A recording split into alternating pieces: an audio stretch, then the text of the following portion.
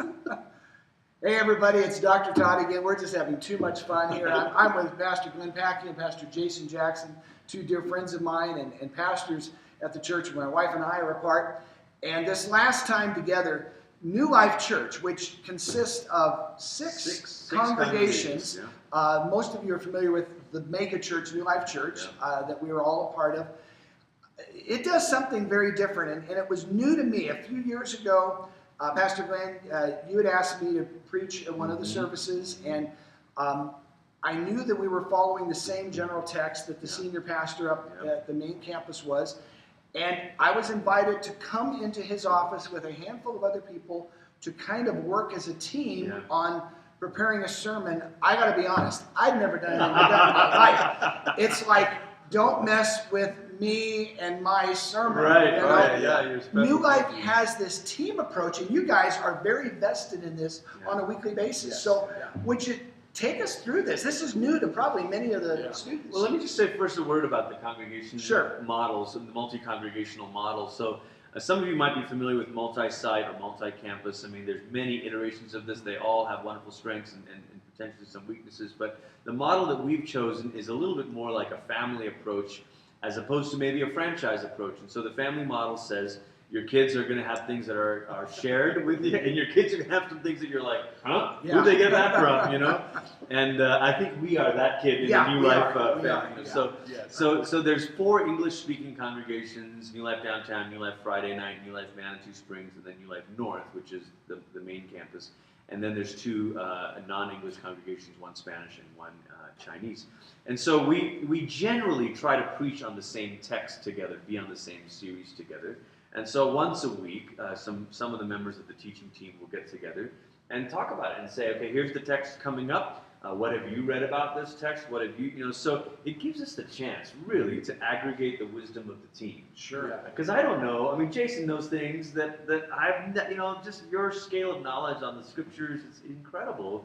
So it's like a shorthand for me. But you're not going off, you're not establishing one set of sermon notes. No, we're not. Yeah, I think that's the interesting thing about it. Sometimes people think, well, you're just like all if I go to any of them, I'm going to hear the same joke, same the same everything. No, it is really much more of, hey, let's bring all of our study and our input and perspectives, and hey, I read this thing, I was thinking about this idea or this, movie or illustration or story, and kind of throwing those all in.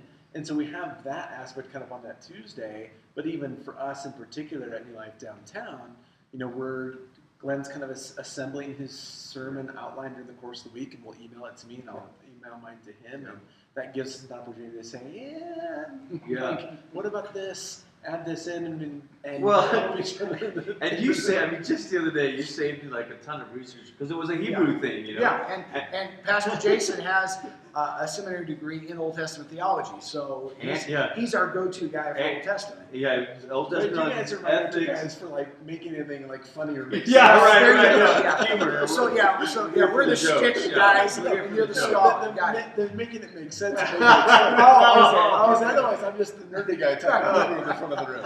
But even in the academic world, it's impossible for any scholar to know everything. There's too much, right? So even in a university setting, a seminary setting, each one has their own thing that they're experts in. And so you get to aggregate the wisdom of this team and to say, okay, what am I missing here about the nuance of this word or this text? Or, you might say, where was this, how is this theme applied throughout church history? Yes. I mean, you're a big church history guy.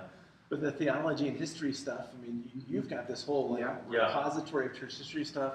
Glenn, you and then a couple other guys on our team, Andrew, Arndt, have done tons of reading on theology as is like systematic and philosophical sort of elements as opposed to textual sort of things. We've got other folks who are great at like narrative, and learning from all of that is so helpful. And I know there's sometimes it can feel like, oh, this is only possible in a large church context. That was my talk to you. My thought was, okay, I'm sure most of my students here are saying, great, there's a church of 14,000 members with 6 congregations, and what they think is an infinite budget. It's not. But so a pastor of 100 people, and he's trying to be faithful to God's word, how might he incorporate this team approach? What do you think? I mean, I did this when we started New Life Downtown almost 6 years ago without anyone on staff. I had just 2 or 3 people that I knew were thoughtful, were readers, and we'd meet at a Starbucks, and I'd say, here's my outline for Sunday, here's where I think I'm going. And maybe at that point what they're helping me with more is less about the theological or the biblical or the church history, and more of the practical or the application. But even so, that's huge. Yeah. And just to be in conversation with others rather than to have the sermon being sort of written in a cocoon. This bubble, yeah. Yeah. What about your past? Yeah, I was going to say, I experiences? worked at a church plant kind of thing out, a very similar model of New Life at a Methodist church in Kentucky. And in our congregation, it peaked at 125 people when I was there. And we had a teaching team that varied between 3 and 4, you know, 2, 3, 4 people at different times. Okay. Now, some of that was we were in Lexington, Kentucky, so we had the Asbury Seminary right there. Sure. And There was the big plenty. camp. There was plenty Cool of talent. ones, yeah. There was plenty of that around, and yet, as Glenn mentioned, there are likely in all of our congregations people who have interest in these things, communication skills and gifts, and something they need an opportunity. They need to be taught and trained and stewarded and given those sort of things, and all of a sudden you can create a team over the course of time. Yes. Sometimes that's just like a sounding board kind of team as you had. Sometimes it's shared preaching. And it may be other leaders inside the congregation, the children's pastor, youth pastor, elder, whoever that might be, that you know, a couple times a year can participate in actually sharing in the teaching, not just in the preparation, which is really healthy for the preacher. That's amazing. Well, it's healthy for the preacher, and it is a way to make disciples, to raise up other teachers. One of the reasons we do the practice the way we do is there's younger preachers and teachers. I mean, I know we're young, and not that you're all young, but there's folks even younger than us. I mean, hard to believe. But to have them in the room and to say, oh wow, watching the way each other's processes the sermon prep is a way of teaching and training. Would it be fair to say, and I hate to be the guy saying old school, but here I find myself old school, where the pastor's preparation and delivery of the sermon was very much his little cocoon, his little bubble that nobody entered in. I think there's maybe some safety in numbers. Yeah. I think so. I mean, I think we've seen sort of the dangers of kind of like the personality-driven, like one person kind of show in church's value in multiple voices for the health of the leader, the health of the congregation. Yeah. And I think in a day where there is such sort of a deluge of messages that when we're able to share that, our messages actually get better. They get better, absolutely. And which is so important, I think, in a culture that's filled with so many messages that are being sent. Yes. Someone asked us recently, they said, how do you make sure that you keep who keeps Glenn in check? You know, who keeps Glenn's theology in check? And I think that's a good question. Sure. And of course, I have layers of accountability. I have, our senior pastor, Pastor Brady, and all of that. But even to know that my sermons are being formed in conversation with others is a sense of safety and accountability, because then I'm not reading some radical book and then saying, you know what, I'm going to start teaching this now. And no one was allowed into that process. Yeah. And even our friendship has resulted in that. And I think it was a joke at one level. But we're in it's called the Commons. It's the office facility for New Life Downtown. And when Jason was out here interviewing, Glenn and Brady jokingly said, why don't you come and check out his theology? Right, well, it was. I mean, and you've helped me over the years. You were one of the first few, this is before even New Life Downtown, on the Sunday night service. I saw you out and I'd say, okay, Steve, well, you awakened all the theology stuff that had been laying dormant for a while, and you started giving me books to read. And got you into student loans. Yeah, that's right. But you helped me think more deeply about the text and about theology. And everybody needs that. Every preacher, you need a sage kind of in your life, and then you need a team of comrades, if you will, of warriors that are kind of in the fight with you. Yeah. And some apprentices. Yes, that's good. Like other people that you're kind of thinking about. Yeah. And sometimes it's even helpful to have those other sounding boards in the congregation. Like I was just thinking recently, there's a gentleman who's joined our congregation who used to teach Greek.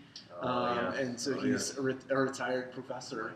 And he gives us incredible feedback after it. And there is a little bit of fear and absolutely. that comes with knowing, like, oh, I want to handle this Yeah, text. Jim's well. going to hear the sermon this Sunday. You know, I heard Howard Hendricks speak at a Promise Keepers rally probably 25 years ago, and it was a little bit clever, but at the same time there was truth in it. He said, everyone needs to be and have a Paul, a Barnabas, and a Timothy. Yeah, in their no, life. that's You it. know, You just named it. that interaction Yeah. where the sages, as it were, Yeah. the comrades, yeah. and the apprentice. Yeah. Hey, thank you guys so much. If there's just maybe a parting little bit of wisdom to give to these wonderful folks, King's University students here. Go ahead, What do Jason. you You think? first. Oh, I was trying to think of something wise there, which I was trying to deflect to you to begin with. I think I would just say, we're both kind of entering into, for me, this is the 20th year kind of in ministry, primarily in teaching, preaching ministry, just to know that to be humble in the process and patient, and know that every season's going to bring new opportunities of both insight and opportunities for growth. And such a key to the craft of preaching is just continuing to tend to the craft. So good. And to tend to the gifts that God's given you, and know that none of us ever arrive. We're continuing to get better.